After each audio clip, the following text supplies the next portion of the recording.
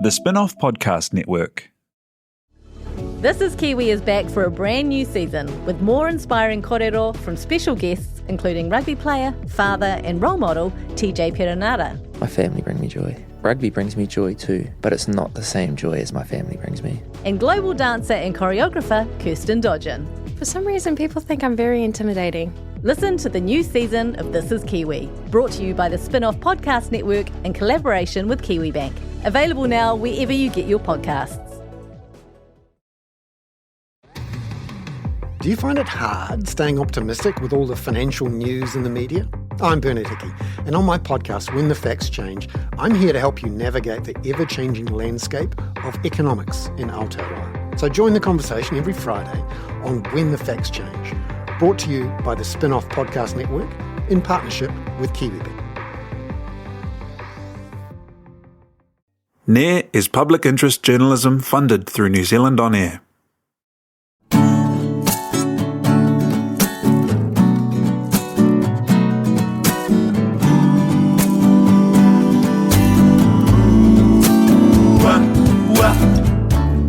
Tēnā koutou katoa, tēnei te mihi atu ki a koutou, ko whakawātea mai o koutou taringa ki tēnei kohinga kōrero, ki tēnei kōna ipurangi, arā, kia ne, ko te kuru o te Marama Dius, tēnei e mihi atu nei ki a koutou. Mai rāno, mai ngā tua, mai te oroko tīmatanga o te ao, hekei hoki a ruaumoko, ki a tāne rore, ki a hine te rehia, ko te haka, ko te waiata, ko te poi, ko te oriori, koe nei tuāhuatanga katoa o te ahurea Māori, kei o tātou toto, kei o tātou whakapapa e kawe tonu nei I ngā kōrero tuku iho. Since the beginning of time, from Ngātua Māori, from the cosmic sound wave of the core made by Papatuānuku to the sweet serenading tone of Hine Pū Te Hue, to the rumbling authority of Ruaumoko, our cultural practices of haka and waiata, in all its magnificent forms, embody those atua, the whakapapa and the lineage that we trace to them and the intergenerational narratives that have carried them through time. Since way back in the day, right up to today, we continue to embody tāne rore and hine te rehia, haka and waiata, performing arts. They are essential carriers of our culture that make us Māori, and the variations between tribes in the way we perform or embody those narratives and knowledge systems are defining points of our tribal identities. Haka and waiata is still alive and pumping today, from the Te Matatini stage, the pinnacle of modern kapahaka, to more contemporary adaptations to haka theatre. Māori performing arts has no boundaries, and pushing those boundaries into exciting new spaces is our manuhiri today, Kura Te Ua. E whai ake nei, up next, we welcome Kura Te Ua no Te Rarawa, te au pauri, te aitanga māhaki, te whakatohea, me tūhoi anō hoki. Kia mau tonu mai rā.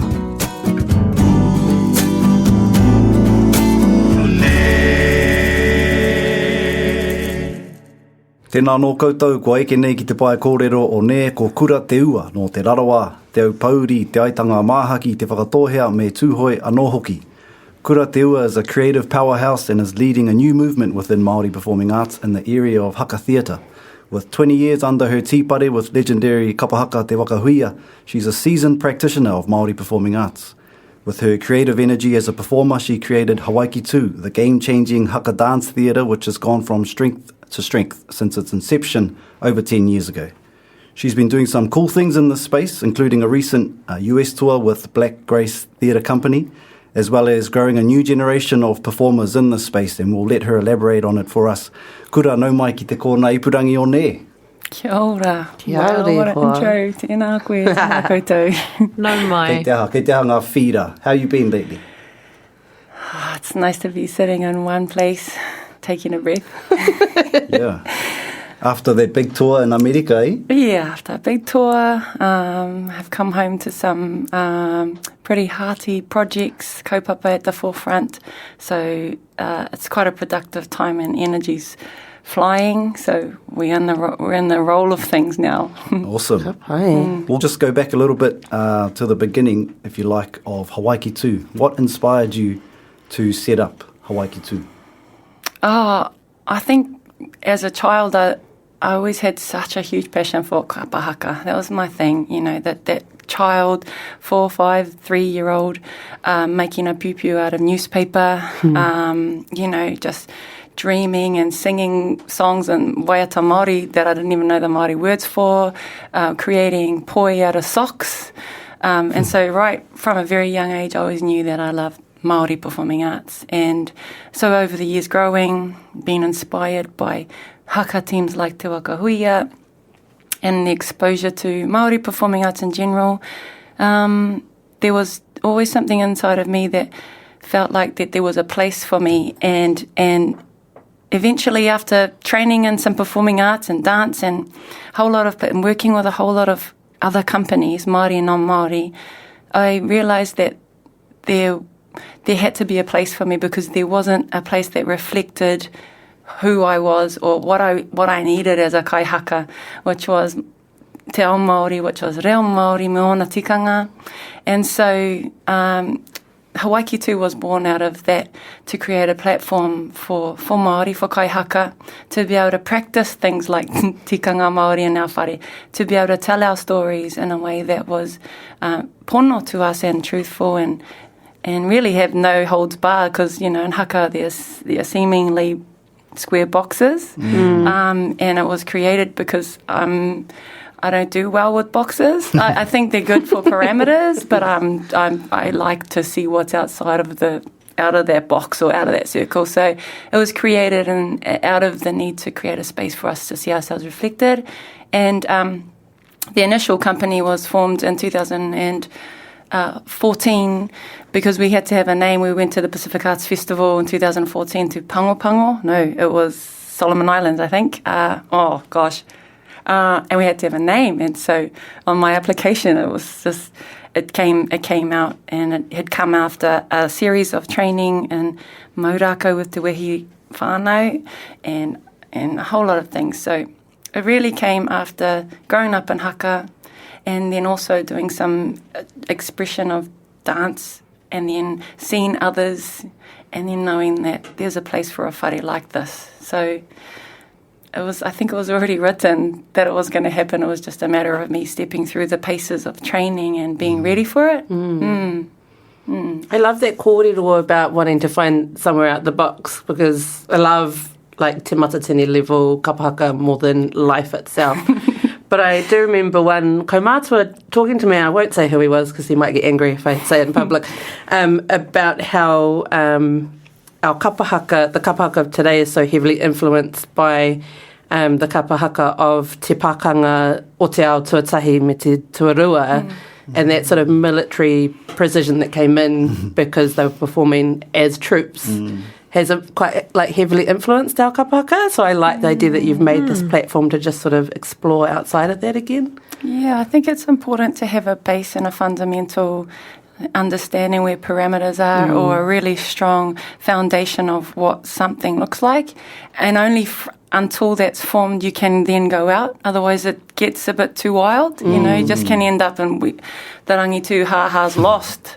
But I think haka forms a really, really strong basis for us to grow from, and you know, haka was and is what I see the foundation of Māori performing arts in the world.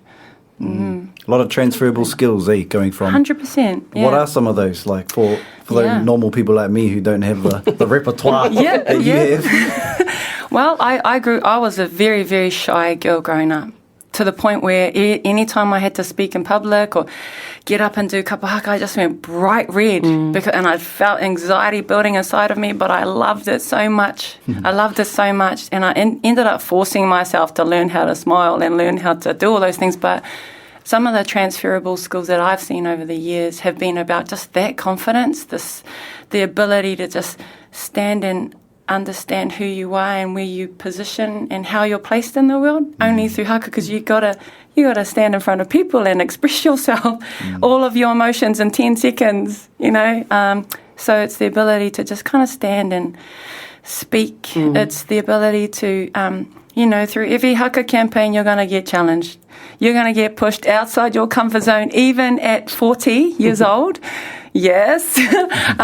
You get pushed beyond anything you could ever think of every time. So you're always, you know, reinventing yourself through the process.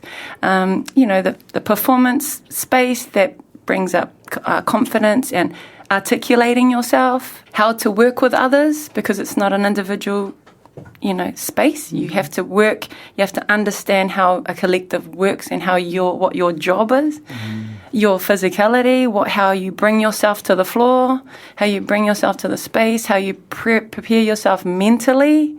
If you're going through stuff, you have to be able to work through all of those things. So I think kapa haka really provides all of that. It brings out the shy kid. It brings out the kid that's unruly into it brings out the best in all kinds of kids and adults, a pakake.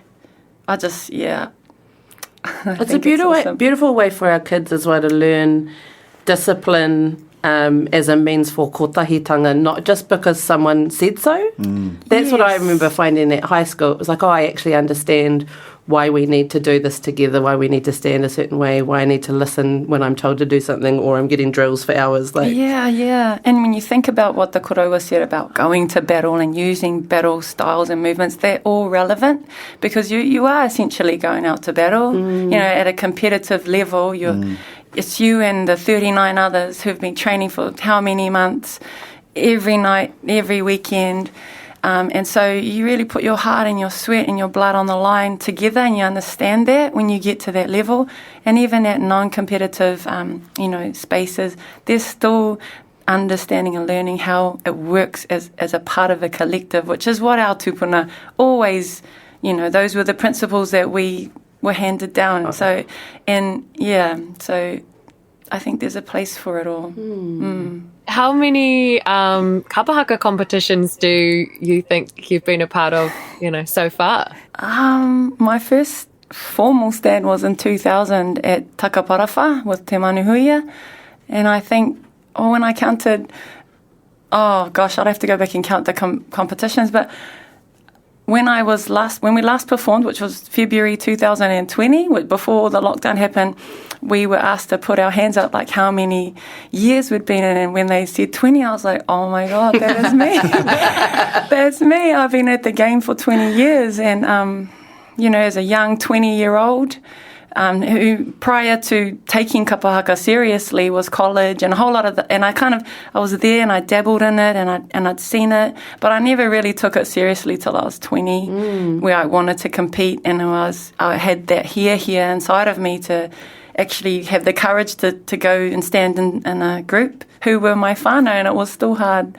So about 20 years. Amazing. You mentioned, you're really whakamā as a kōrero.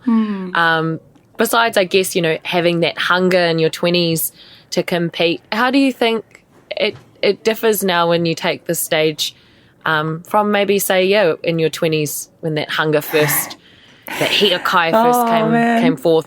Yeah, I see 20-year-olds, I see our rangatahi with the same fire and vibrancy that I had when I was 20. It was just like, I had the guts to try anything. I wasn't afraid. I mean, it's a different kind of level, but when I see rangatahi and I can see it in their eyes, that hunger, it's amazing. And I guess over the years, you learn one about the craft, about how each item as a craft and a discipline, how each item requires a different part of your creative expression and how to express that, and you learn how to express that appropriately. So, not having a big smile and a waiatatangi, and that comes with understanding te reo Māori. And I wasn't a fluent te reo Māori speaker, and I'm still on that journey, but I think kapa haka has been the enabler of me being connected to my own Māori in some ways. And so now, coming down or up or sideways along the journey, I think gone from that 20-year-old, I think there's a sense of understanding the ability to control ihi. I think, and because my ihi as a 20-year-old was just out, it was wild. There was nothing holding me, and I'd go and then I'd try and do some dance and a kapa haka, they're like, gotta come back, I'd try, But now I feel like I understand myself as a performer and how to really express what is intended and what the story is or the theme or the message. So I think that comes down to sort of understanding what ihi is, and koronga po, my mentor of all leaders in my life. He spoke about ihi being, as expressed through the pukana for women or the whetiro for men. It's expressed in the wiri and the way that you stand and the way you expressed yourself. And when you express ihi, the audience feel wehi. And he says, when the audience, they sit up on the edge of their seat or they break a sweat or they get goosebumps, koi rato ihi e rongo nei a rātou. They feel your ihi, which transmutes into wehi. And then between us, we create an orb between us, which is, wana. It's just energy, it's vibration. It's when you're in an audience and you see a haka group and you can just feel this. Like it just happened at the haka ngaho a few weeks ago. I was away, but I could feel that wana all the way in America. I could feel that ka ora anō te ao Māori.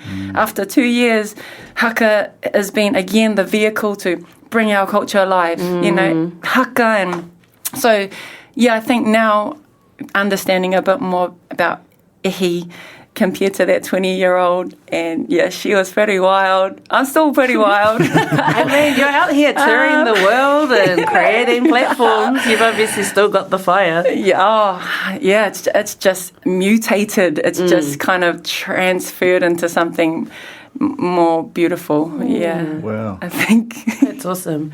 That's a great kōrero. And that transference of energy is literally my favourite feeling in the whole world. That's why I love kapa haka so much. Can't do it. Yeah. But I love to be in front of it. The wehi, that's why they say, ka mau te wehi. It's like, I've got it. And I I just, even when I watch performance and it makes me sit up or it makes me break a sweat or just I'm engaged, I'm like, ka mau te wehi. Yeah. The roller coaster, especially because you guys are so adept at the roller coaster is not quite the word, but the piki me te hiki o ngā kariaroto, and it's like it's gentle and it's beautiful 1 minute, and then it's blowing your mind the next minute, and then it's like, all the power's just drawn back and then pushed forward, and it's a skill like I've never seen in any other performing art. That just beautiful control of the emotion of the ihi and the wehi. It's just so awesome. So cool, Yeah. You spoke about rangatahi and the ihi that they have, and now you've been working a lot with rangatahi in the last few years. So tell us about Autaia. What's that kaupapa? So that is, you're growing ecology. I'll steal that kupu of yours. I love that whakaaro, growing a new generation of performers, not necessarily in te ao haka. So tell us a little bit about Autaia. Autaia is a program or an event at this point. It's a program that enables our kids to express themselves through haka theatre. And it was started last year as part of a partnership with Auckland Live. I worked as a kaiarataki there for Auckland Live, who, specialise in massive live events in Tamaki. And they came to me and they approached me like, Kura, what's something we can do for Matariki coming up? And I was like, well, I've got something in my back pocket. I hope you're, I don't know if you're ready for it, but here it is. And initially that came out of creating a space for rangatahi to express themselves through haka, through theatre. And this event was created. And so last year we started it with 3 kura Māori, Hwani Waititi, Waiorea, and Te Kura Kaipara Māori o Te Kōtuku, where they created their own haka theatre productions, performances. It was 30 minutes, which is, that's a whole bracket. Like, when I look back, I'm like, I can't believe I got these, asked them to do that. But they just, it was the first time. And there was a group of 10 of us, or mātanga, that we'd called them, experts in the fields of theatre, Māori movement, lighting, sound, kākahu. And so we supported these 3 kura over a period of 6 weeks. Once, a couple of times a week we'll be in the school helping to prepare their, developing their script and a whole lot.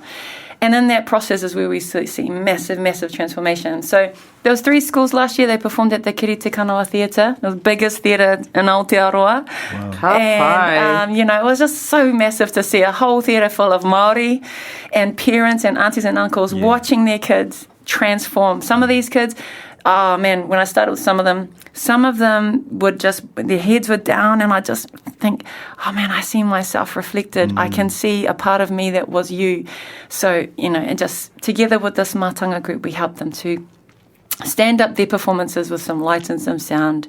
So this year we've got 8 schools on board on this, and we've been engaging with them for the last couple of months, developing their scripts. So today, for the next 6 weeks, today was the first day of the next 6 weeks where our rangatahi, our directors, there are 6 of them, are in with the kura, helping to, weave their stories, and they have a script over the next 6 weeks to perform on the Kura Te Kanawa stage. Yeah. So that's the mahi. 8 schools I were in, and it's a combination of kura Māori, kura auraki, and kura tuarua. It was not limited to, I think it's for everybody. I think it's for everyone. Some of the kura have only real Māori scripts, some have both. Yeah. But the next 6 weeks is going to be very, it's going to be, on our half. We owe it to them, I think. I think we owe it to our kids for this.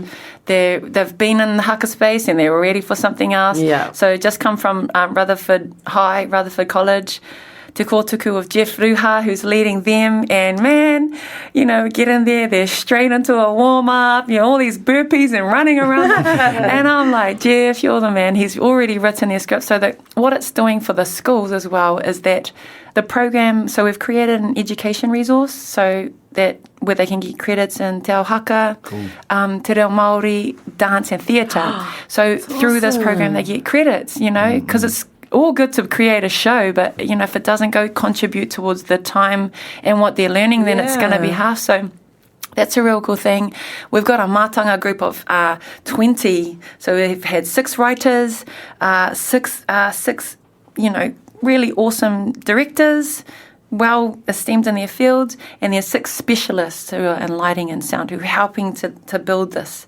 And then all of the kaiako, what it's doing for the schools is it's bridging all of the different departments together to work together, whereas there hasn't sort of been one kaupapa that's been able to do that for schools. So, amazing, all these cool things. So. When can we see these performances, please? And where can we get tickets from? Absolutely. We pre-sale. We launch the kaupapa in a few weeks. So it's the 31st of September, where the kaupapa will launch publicly, and then the performances will be on Thursday, the 29th of September. So about 6 weeks away, and it's just so cool because it's an evening performance, 8 schools for each session, so it's 2 halves. But as part of the dress rehearsal, which is the day before, we're inviting 28 schools to come along and watch the open dress rehearsals because, again, the opportunity is that other kids can see themselves reflected. And so they'll all come, and we're looking to host a rangatahi expo outside on the Autaia Square, all at the same time. While the opportunity's there, we want to leverage on that. Yeah, massive. You're up there, you're going to have 50 schools that are going to be wanting to be part of this next year. Well, that's the hope. Ready for that? Yeah. I'm here for it. Yeah. It's definitely the hope is to share this regionally and then nationally. Awesome. That other kura and regions and Aotearoa can all benefit from this. Yeah.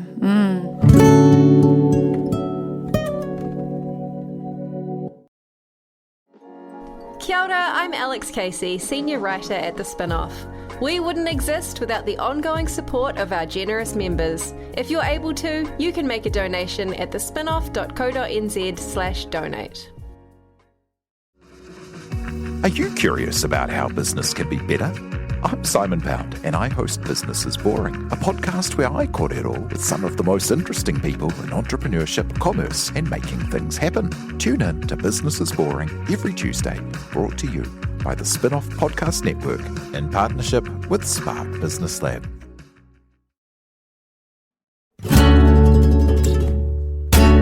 Keen to know a bit more about Tahu haka. That's the new curriculum for haka, and that's pretty recent. I think. What is it? It's only been 2-3 years since they launched that. They're still piloting. Oh yeah. How has that process been, like getting that program rolled out, and what's the uptake been? Yeah, and as well, what have the benefits been for a lot of our tamariki who like you've just talked about, they're so keen and they're so good at hapa haka, and now they get some credits for it too. They get some credits for it. It's the Te Ao haka is still in the pilot phase, so I think after this year they're going to start to roll it out to more schools. And 5 of the 8 schools involved in Autaia are piloting that program. So it's we're in year 2 at the moment. Last year was just like, let's just see what happens. Year 2 again, we're gradually building towards creating a really sustainable model for schools to be able to take part in, because I think our heroes are our kaiako. As I go into these schools, our kaiako hold our kids for how many hours of a day. They discipline them in a way that we, as parents, working parents may not be able to. I really think that we owe it not only to the kids, but our kaiako to support them to get our kids over the line through initiatives like this. So we're in year 2, and Te Ao haka will, flourish, I guess, over the next couple of years. But the uptake has been fortunate for me, because I know I've got existing relationships with some of the kaiako, and that's actually how they all came on board, where I hit up some of the kazi bros and, like, guys, I got a kaupapa, and, they're like, this is going to be good for my kids, and how are you going to help me? I was like, yes. So that's actually been the window in for me, is been connecting with cousins and friends and kaihaka who I've seen have the here to do this. That's fantastic. I mean, I was actually just recently having a rant, because I didn't know that this existed, that this pilot program existed, having a rant about how many of our rangatahi, and I was like this at high school, where I worked really hard and I had lots of discipline and motivation in Te Ao Māori and in Te Ao kapahaka, and I was failing in school. Yes. And I didn't understand why teachers and principals didn't just recognise what, the kaiako reo and the kapahaka kai whakahaere were doing right. It was just, that was just something you did in your spare time. And then back in school, you're meant to just, do what you're told and be a very good reader, writer, mathematician.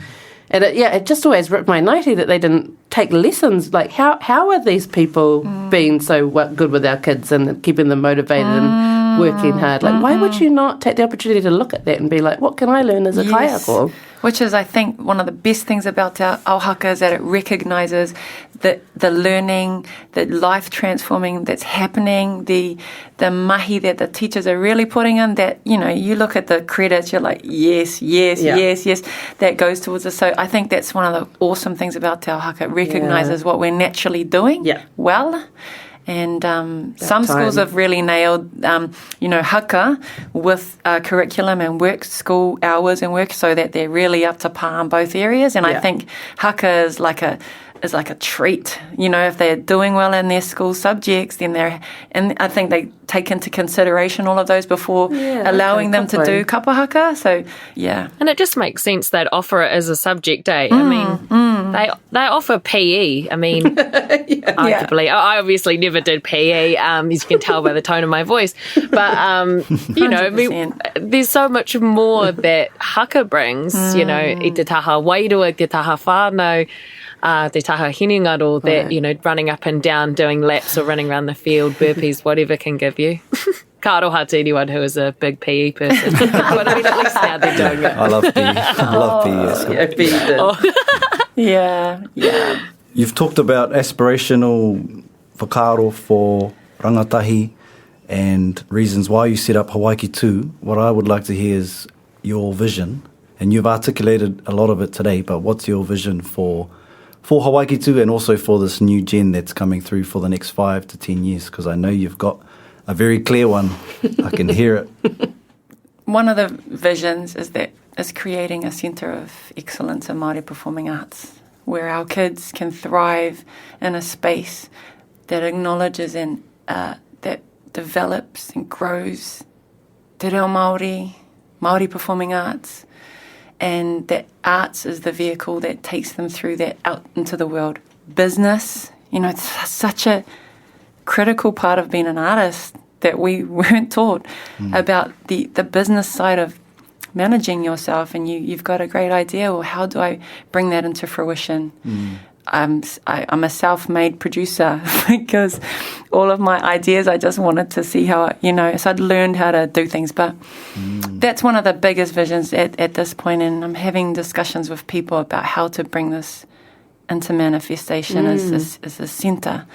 And, it's a long game, hopefully not too long. But, yeah, that's one. Otherwise, it's really just to have centres and spaces where Māori performing arts can help bring our kids confidently into te ao Māori me te ao Pākehā and weave them together strongly. Obviously the Centre of Excellence is one of them, but it's actually when I think about haka theatre in schools and in marae, in regions and places, is that, this Hawaiki TÜ really is, again, the vehicle that's going to show our people what another option of haka is. And having just come from, the States and America, man, we see it all the time. People love haka over there, but it's just really exposing the world to haka, Māori performing arts, through Hawaiki TÜ and Aotearoa in the world, but also having a real strong base here that puna where our kids can grow, and not just our kids, pakeke, because I still get heaps of my age saying, hey, where can I come and learn what you do? And I'm like, yeah, absolutely. You're never too old to get, to do some, lunges down the room. Yeah. And is there an opportunity for people coming through who, I know on the sort of the te matatini stage, each and every person has to have each and every pukenga to stand on that stage. You've got to be able to use your mauraka or your poi and sing and have a strong stage presence. Is there room in this program for someone who just has beautiful dance but can't sing, or someone who has beautiful voice but doesn't know how to move their tinana? Yeah, I think there's room for an Autaia for all of it. You don't have to be kai haka, which is why I didn't want to limit it to just kura Māori. I wanted it to be for all of our kids who are interested, because haka is part of your curriculum now, but also it's growing in the interest. It's becoming just like te reo Māori, just like all of these other spaces in business. I wanted it to be for everyone. So yes, definitely for Autaia. I think with Hawaiki TÜ, there's a succession, and currently we've just formed our academy, which ran for 5 years before I went to work for Auckland Live, and that was the puna where I would train, share the skills within Hawaiki TÜ, so that they'd come to the company. And so we've just reformed the academy this year to reignite the puna, because there's some major projects coming, only in a month away, less than a month, and I was like, it's time to whakaora nei te whare o Hawaiki TÜ. And so in that whare, if you have a very strong here, doesn't matter if you're not the best at haka, yes, that helps. Doesn't matter if you're not the best dancer, but I find that even though I'm not classically trained in dance, I'm a trained kai haka, I'm a trained performer, that I rather take somebody who knows who they are, where they're from, and understands the journey of Māori performing arts over a trained dancer, over someone that's been trained in other forms. I'd rather have somebody to work with that is mouldable any day, hands down. Interesting, yeah. Where did the contemporary, so you mentioned you're not a trained dancer, so where did the interest in start incorporating contemporary dance moves come in, and where did you draw those from, and how did you start blending those with haka? Yeah, I'm not classically trained in ballet, and I think what I mean by that is I haven't spent more than 10 years. You know, they say 10,000 hours plus you become a master. Like, I haven't spent that many hours, but I did train in ballet, and I have trained in ballet, but just not as much as I've trained in haka. So I learned the forms of contemporary. I learned the forms of ballet, and I trained at the University of Auckland, and they had a pilot program. It was the first dance program they ever ran. I joined it. I was the only brown face in there. My first class was a third year ballet class. I was like, what the heck are you doing in here? Weird. Oh my God. And so it was, and because it was a pilot program, they pretty much just gave us all kinds of dance, from jazz to everything. So it was pretty much 2 years of just everything. And so that's kind of what evolved my style and the way that I liked to create over the years. So, yeah, that's sort of what I mean in terms of not being classically trained for a certain amount of years, but I have, You've done the work. You've done the work. Sounds like you're just being very humble. Yeah, it does. Yeah. It's so interesting because I, in an old life, in another life at Kura Te Ua, I did contemporary and jazz and kind of struggled with it because I came to it very late, similar to you. I was like the only brown face with all these rich Pākehā girls who'd been doing, ballet since they were 3 and I'm like trying to point my toes. It wasn't until I watched Atamira Dance Company and I watched their show Onepu, and I was like, oh my God, like this is the dance style I've always been looking for, those elements of contemporary without the rigidness, Was it a natural, did you naturally sort of fall into, actually there's elements of contemporary dance that lend themselves really nice to haka and vice versa? Was it quite a natural transition for you to blend those two styles? 100%. There's never been a moment where I was like, this is contemporary and this is Māori movement. So Māori movement is this sort of genre that I coined because I didn't want to call it contemporary dance. And that style came from haka and it came from maurako and it was fused with those elements and those conventions of contemporary. And that's how that sort of what I like to sort of share as Māori movement, it came into form. It did happen naturally. Funny you say Atamira, because that was one of the first contemporary dance shows that I ever went to. And before that, I didn't really know where I fitted in. I didn't know because I was only in my first year of this dance program. So I went and I watched and I saw that, Ngāi Tahu 32, I think it was, and I immediately knew that there was a space for me and there was a space to be filled beyond Atamira. And that was such a cool thing. Like Koro Ngāpo used to say, he knew myself and my brother Kiriama, we were just kind of, there was something else. We were always outside the box. We were always doing things outside that box. And he always said, there's a place for you. There's a place for all of us, be it Māori dance, be it kapahaka, but there's a place. And so in terms of the ecology of dance and Māori performing arts in the country, I think there's a place for all of us, specifically Hawaiki, to come from a haka base. And we train then in contemporary, where other companies might come from a contemporary based training and then seek to look at Māori kaupapa or things like that. So it's just there are variances and we all fit in somewhere as long as we're all contributing to the ecology where our kids can see what's there for them, then I think we're all doing our part. Yeah. I'm nerding out right now. I forget how much I get excited about kanikani. Oh, awesome. I cannot wait to watch one of your shows. Yes. What were some of the major learnings or outcomes of your trip with Black Grace to America? What was that like? I was very fortunate to go with Black Grace, and that relationship came into fruition when Hawaiki TÜ were preparing to premiere our latest show called Taurite, a haka dance theatre show, in September of last year, actually this time last year. And then 2 weeks before we went into our last lockdown, we were 2 weeks out of the premiere that we'd been trying. And so in that development rehearsal period, I'd approached Neil. I believe he's one of the best in Aotearoa in terms of contemporary dance and fusing it with his roots in Samoa and contemporary at such a level that has been, sustainable for 27 years in Aotearoa and that travels internationally successfully.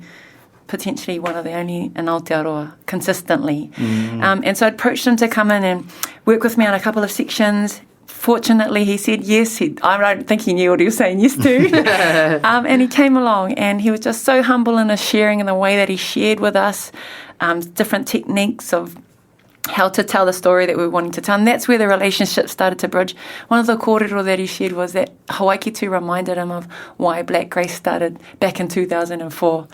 Here are these passionate Māori who, tikanga underpins everything, and our stories were just oozing through, and I think he was blown away, and he was more happy about dance in Aotearoa and the future, and there's hope for this thing that's going to, be going. So that's where the relationship continued, and then over the last period of few months, he'd approached me if I wanted to tour with them to the States. And, of course I was like, okay, what am I going to do for Black Grace? Think, here's a Māori. But, he's like, Kura absolutely would love. And so that's where it ended. We had a 6-week rehearsal period. And for me, watching him create a show in 6 weeks was phenomenal. Wow. He was able to, his composure was just so calm. And I was like, I know how much pressure you're under. Over in, the US, here are 3 major festivals, prestigious dance festivals that we were invited to on the highest levels, that we were creating a show for. They were asking for all the lighting plans and everything, and the show hadn't even been created.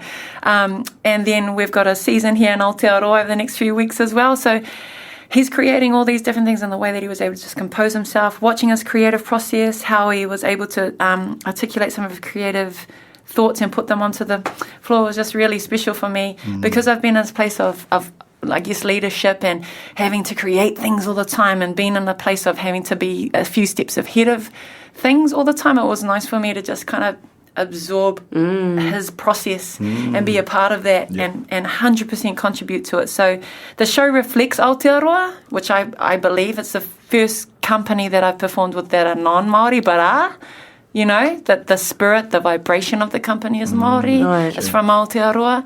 And so that was really one thing that I felt so grateful for, watching how he and his dream team just managed the tour, looked after us, managed the relationships. And while I was there, fortunately for me, he had created opportunities for me to meet the directors of these festivals. Now, for something like that to happen for somebody in Aotearoa, you have to be in the industry working at such a high level to even get ins on any conversation with these people. So I feel like he really believes in the vision. Yeah. And he's just like, whatever you need, we're here. So I'm like, about that, Taurite's coming up in December. We've got some unfinished work to do. So So lots of learnings. There's a place for us in overseas. And that also, the COVID's not really a thing over there. I forgot how much travelling makes you feel alive. That anything is possible. I mean, New York is really concrete jungle where dreams are made of, it's like, it was really awesome. True. Well, you got a lot on your plate coming up. So there's Autaia, 6 weeks. You've got Taurite in September. So Autaia is in 6 weeks, and we're creating a brand new haka theatre production. We're well into the development of that, and so we're going to look to present that in October. I'm really excited about that. The last time Hawaiki TÜ had a high-scale haka theatre production was 2017. Oh, wow. At the ASB Waterfront Theatre. It was a cast of about 20. So I'm really, really excited about this one coming up. More details to come, but so that's that one. And then halfway through November, we start our rehearsals for Taurite, which will premiere in December, in the first week of December. Cool. And a New Zealand tour with Black Grace. What was that?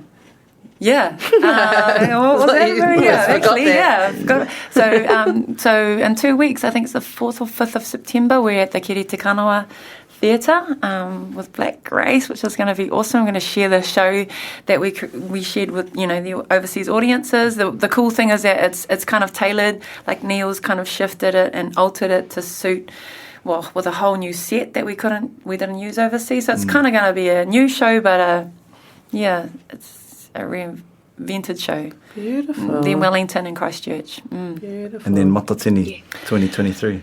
Hi. Will you stand with Waka Huia? Oh, that is the biggest question everyone's been saying. So, with all of this on your plate, are you Well, let me be the next person to ask. My ambition is to, especially being here in Tamaki, especially with, a group that I'm so loyal and loving towards, that have kind of bred me. Do it. Yeah. Do it. I'm more looking to see how Hawaiki TÜ can feature it to my city. Nice. Oh, that'll be cool. That's on. Oh, well, I think that's all we've got time for today, so we'll wrap it up. But piki mihi kia koe hoa kura mahora nei o mātauranga, whakakipakipa nei tētahi reanga hau I roto I nei mahi. Ka mau te wehi tērā kōrero, I tō haina e koe, nā tō pāpā, mo te ihi te wehi te wana. he tino taonga te rā kōrero, nā reira e mihi nui ana ki a koe I nei kōrero. O tira, a big mihi to my co-host, Leonie, Hayden, Meriana, Johnsen, and to our podcast manager, Te Aihe Butler. To our kai whakarongo, you can find us on Spotify, Apple Podcasts, and on Instagram at Ne Te Ao Māori Podcast. Give us a follow and a share if you like the kōrero. We hope you feel inspired by what Kura is doing and think about how we can all support our rangatahi into Māori performing arts, how we can support Kura on her mission. You've heard the dates and the shows that are coming up. So let's all get into it. Feel the ihi, feel the wehi, feel the wana. Mauri ora. Mauri ora. NE is public interest journalism funded through New Zealand On Air and brought to you by the Spin-off Podcast Network. It was hosted and researched by Te Kuru Jews with Meriana Johnsen and Leonie Hayden. NE was produced by Te Aihe Butler with senior production from Jane Yee and project management from Mark Kelleher. Kia ora, this is Toby Manhire, here to urge you to tune in to Gone by Lunchtime, a podcast with me, Annabelle Lee Mather and Ben Thomas, tackling the world of New Zealand politics, from policy to polling, from scandal to psychodrama. Listen to Gone by Lunchtime, brought to you by the Spin-off Podcast Network, wherever good pods are sold. Kia ora e te iwi, Te Aihe Butler here, podcast manager at The Spin-off. If you enjoy listening to our podcasts, consider supporting our mahi by signing up to become a Spin-off member at thespinoff.co.nz/donate. The Spin-off Podcast Network.